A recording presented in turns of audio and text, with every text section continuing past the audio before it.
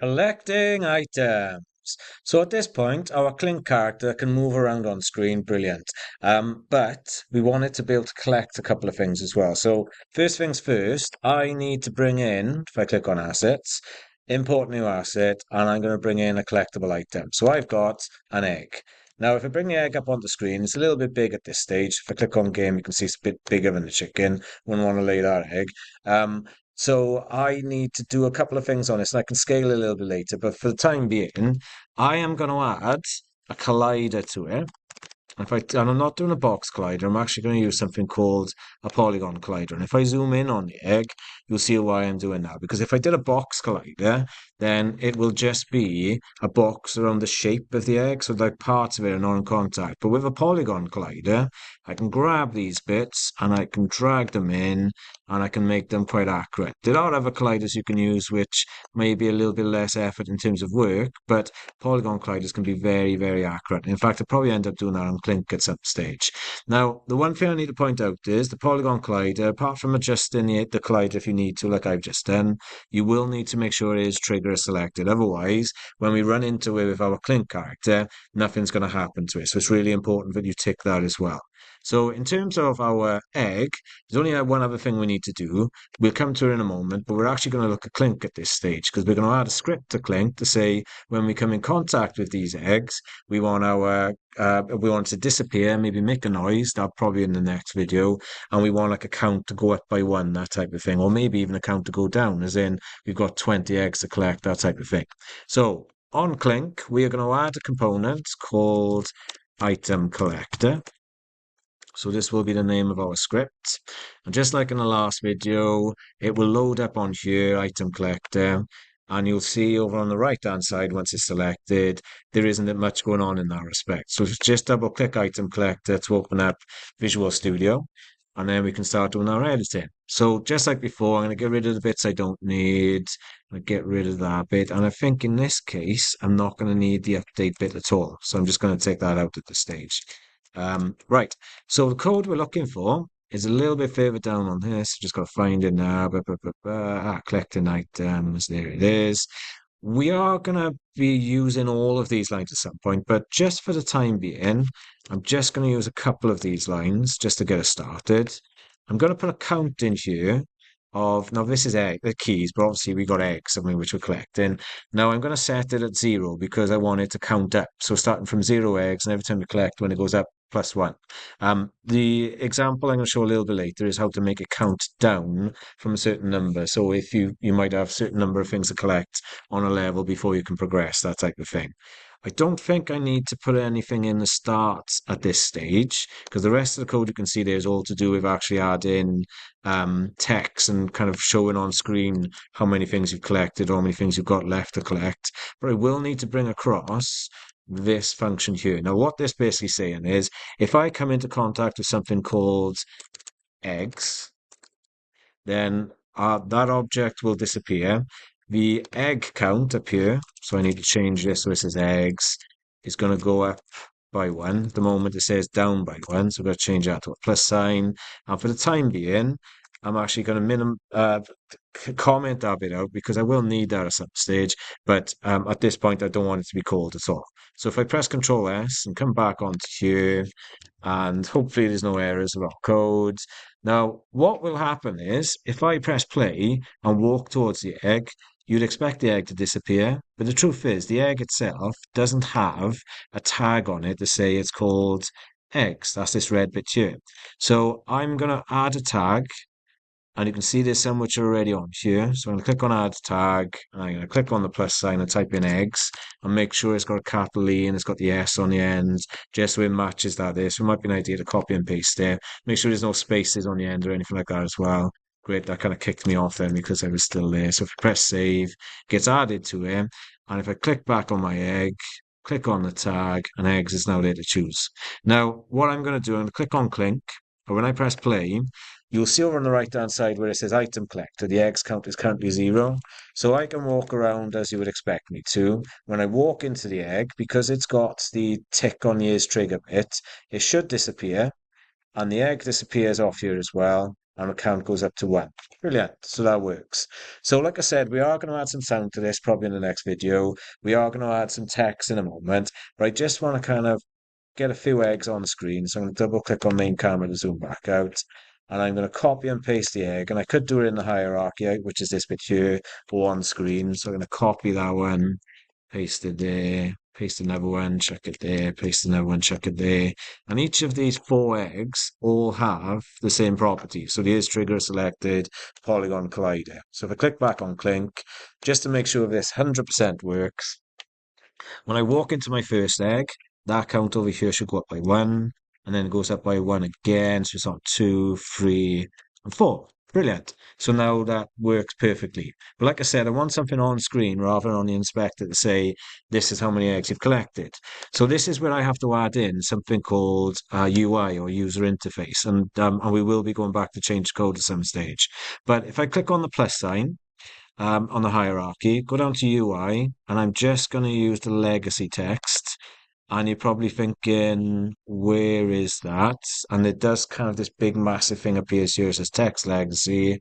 I'm not going to give it a name yet because I just want to show you. Now, if I double click on the text, it zooms and it's enormous compared to what we've got on screen. And in fact, this canvas is even bigger again. So there's our game screen down here, and this is our canvas. So first thing I'm going to do is actually edit the text so it says eggs collected and a semicolon at the end. I'm also going to change the color of it. And I think I do that here. So I'm going to change it so it's white. And I know the hexadecimal code for white is 6Fs or 4Fs you could get away with. So you can see it there in the bottom left-hand corner. And in fact, I'm gonna keep it down in the bottom left-hand corner as it is.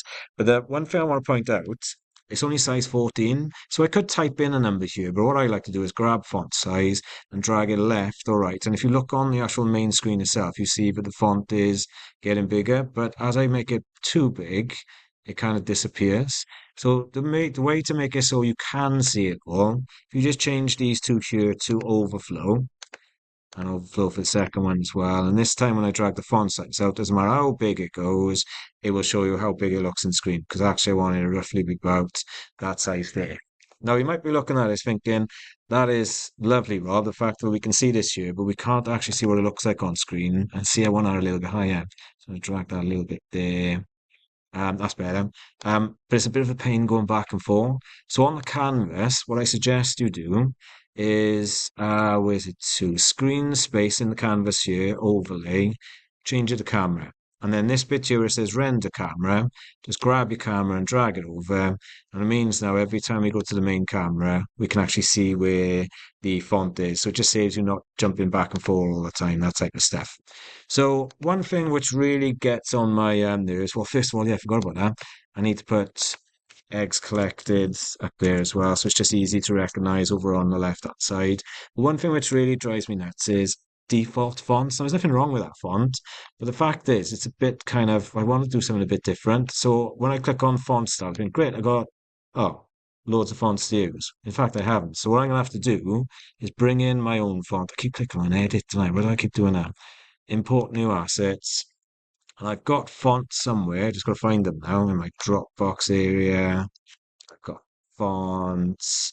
And I'm going to use this font, which is very, very similar to Super Mario font. But clearly it can't be a Super Mario font because that's like a, what do you call it? Like a legal thing, a copyright issue, all that type of stuff.